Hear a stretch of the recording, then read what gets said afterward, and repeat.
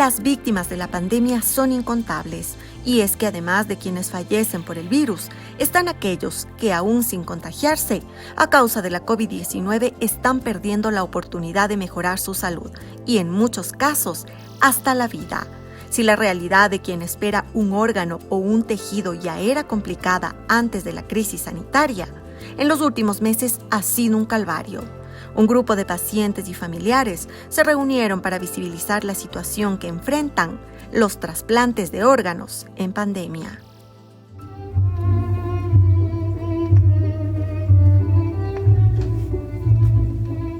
Arturo Castañeda es un amante de la música. Decenas de discos de acetato conforman su colección. Esta pasión le ayuda a sobrellevar la dura realidad que enfrenta. Hace 3 años le detectaron un daño hepático irreversible y pese a los tratamientos médicos requiere de un trasplante de hígado. Yo sufro de cirrosis y se detectó un hepatocarcinoma que trataron con ablaciones, que es un sistema que se usa para detener el crecimiento de estos tumores. Llega un momento en que es imprescindible el trasplante y en ese estado, en ese momento estamos nosotros. No solamente yo, habemos varias personas que estamos en la lista de espera.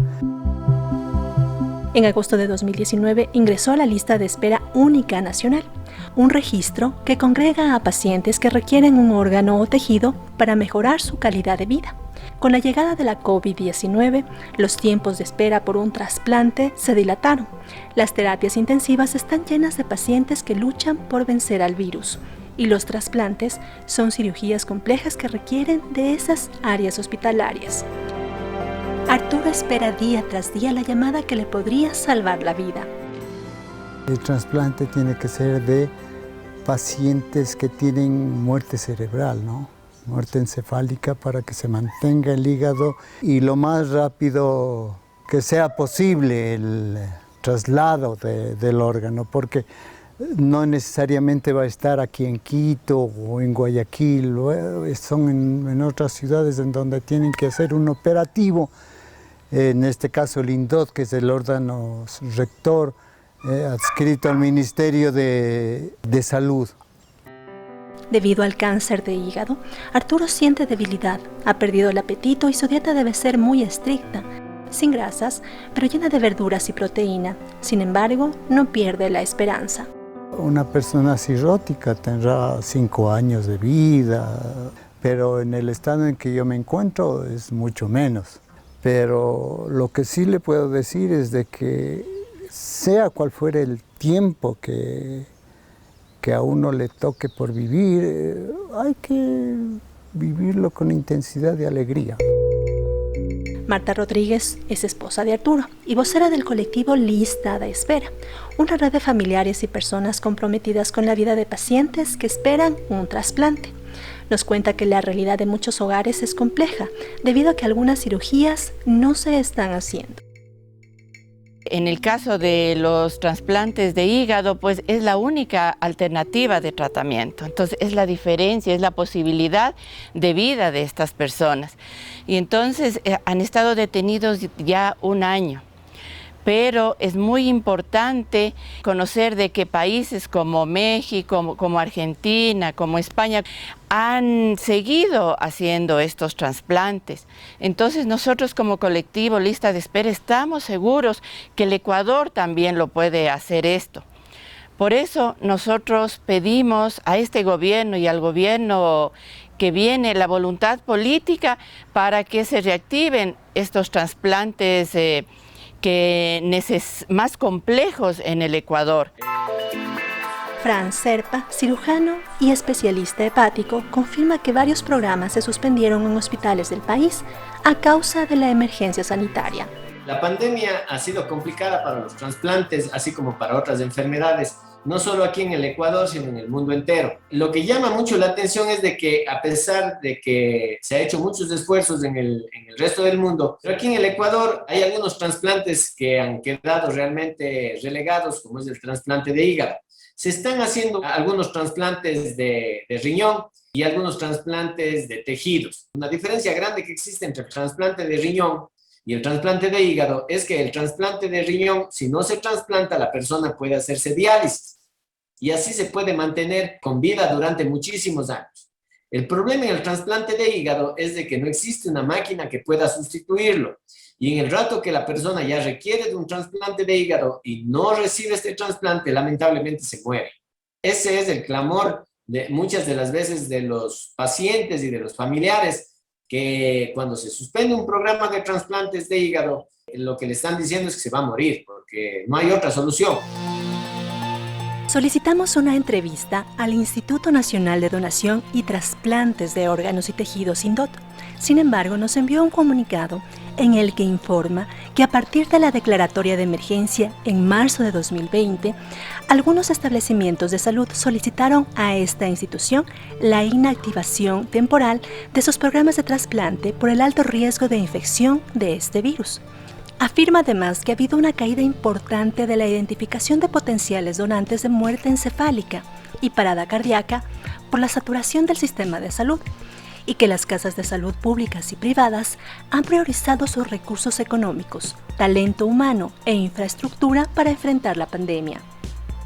Hasta el 20 de abril de este año, en la lista de espera única nacional se registraron 1.734 pacientes que necesitan un trasplante.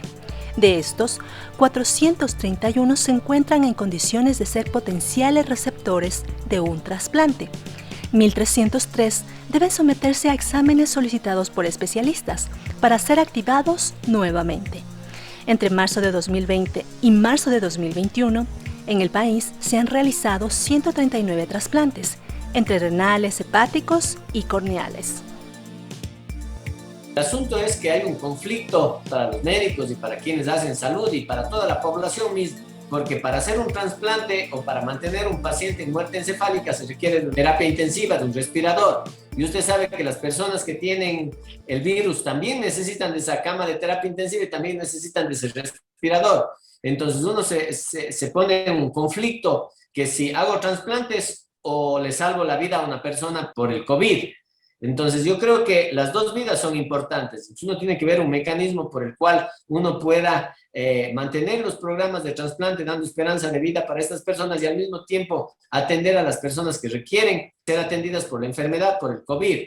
Pero claro, aquí viene algo que es trascendental, tenemos el número de camas suficientes para que se pueda dar la atención. Esa sería una de las soluciones, incrementar el número de camas. Otra de las soluciones sería hacer como, por ejemplo, hospitales especializados para que puedan atender este tipo de pacientes. Y un ejemplo claro es, por ejemplo, Solca. Solca solo trabaja con cáncer. De esa misma manera, el ministerio tiene que buscar un hospital que no esté encargado de COVID, lo delegue para hacer los trasplantes.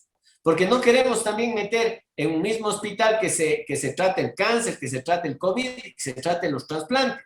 Nosotros pues creemos que son 4 pilares importantes. 1, la voluntad política. 2, el tema que esa voluntad se evidencie en un presupuesto adecuado para el programa de trasplantes en el Ecuador.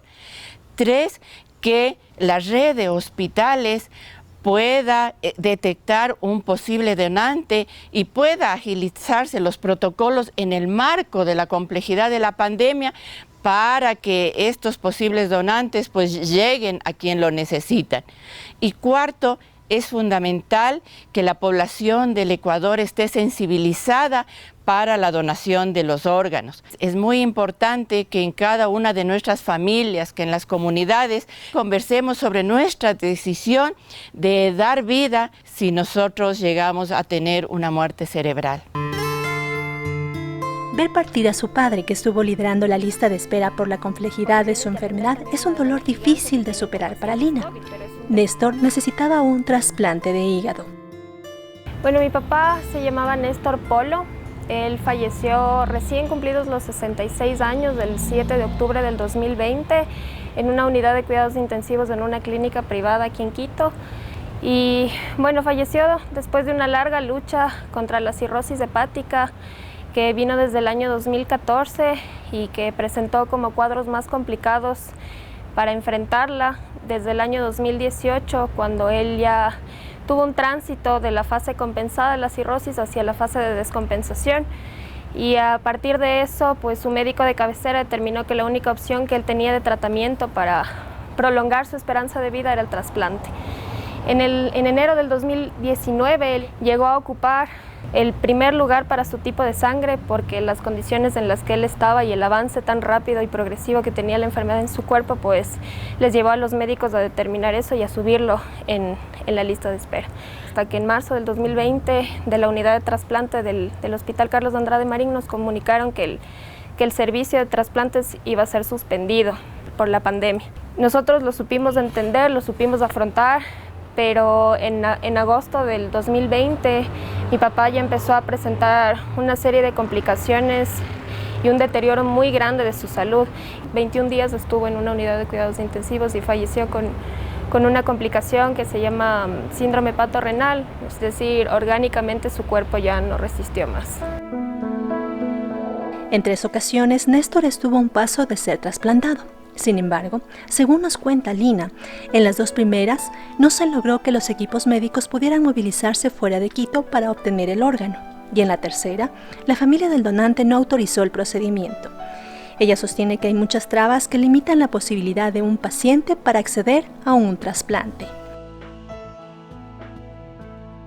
Esto no empezó con la pandemia. Como te decía, hubo 3 ocasiones que mi papá tuvo la oportunidad de recibir el trasplante y que no lo recibió. Sabemos de otros casos de personas que también han tenido problemas que yo creo, y nosotros lo llamamos como burocráticos y administrativos, que no permiten que el sistema funcione adecuadamente. No se está priorizando la vida, sino la gestión. Y por el otro lado, se está sobreponiendo una enfermedad sobre las otras. Hay condiciones y enfermedades que anteceden al COVID y que se las está dejando un poco al olvido. ¿Qué pasa con esos pacientes? ¿Qué pasa con esas enfermedades? Se las está dejando al abandono y a los pacientes, como fue el caso de mi papá, en la desesperanza. En la casa de la familia Polo Rojas hay un lugar especial para Néstor. Como mi hermano no pudo estar aquí, cuando mi papá falleció, trajimos sus cenizas aquí a la casa y lo tuvimos un mes hasta que él pudo llegar y poderlo llevar al cementerio. Con mi mamá decidimos poner aquí como un espacio para homenajearle. Pusimos cosas significativas para nosotros y para él. Libros que tienen, por ejemplo, dedicatorias, que él tenía esa buena, mala costumbre de rayar en los libros y dedicarnos. Entonces este es un libro que le dio a mi mamá en el 83 de poemas de Pablo Neruda. Gordas, en los ratos libres lee por lo menos una página y recuerda que tu esposo te quiere y extraña. Te espero y recuerdo, Néstor. Y este es un libro que él estaba leyendo antes de ingresar ya al hospital, que se lo di yo en el 2016. Entonces, pues le puse mi viejo amado, que disfrutes conociendo un poco más de la historia del país que los dos amamos tanto. Te amo con el alma, gracias por todo el amor y por tanto amor y apoyo incondicional. Felices fiestas, nena, como él me decía. ¿Cuáles eran sus ilusiones? ¿Qué es lo que pensaba hacer si es que se daba el trasplante? El sueño más grande que tenía o inmediato era poder viajar a México a cumplir la promesa a la Virgen de Guadalupe que le hizo. Como siempre le gustaron los libros, quería ponerse un café libro. Pues los sueños que tenía de ver a mi hija crecer, a su nieta, ella le decía babo. Lamentablemente su cuerpo ya no se lo permitió. Cuando un paciente entra en la lista de espera o en la fila, les crea una ilusión. Y no hay nada peor que morirse sin haber intentado, sin haber tenido la opción, porque inclusive, siendo una cirugía tan compleja, inclusive corren el riesgo de morir durante la cirugía. Ventajosamente eso no es lo que ocurre siempre, la mayoría se salva. Pero el simple hecho de haber sido tomados en cuenta, de haber recibido un órgano, de haber ido al quirófano, la familia se siente más aliviada porque lucharon, pero aceptar la muerte sin haber luchado o sin haber recibido la oportunidad de salvarse, ahí es cuando se queda una frustración bien grande en las familias, porque ellos interpretan, y como es normal, que se les negó la posibilidad de vivir.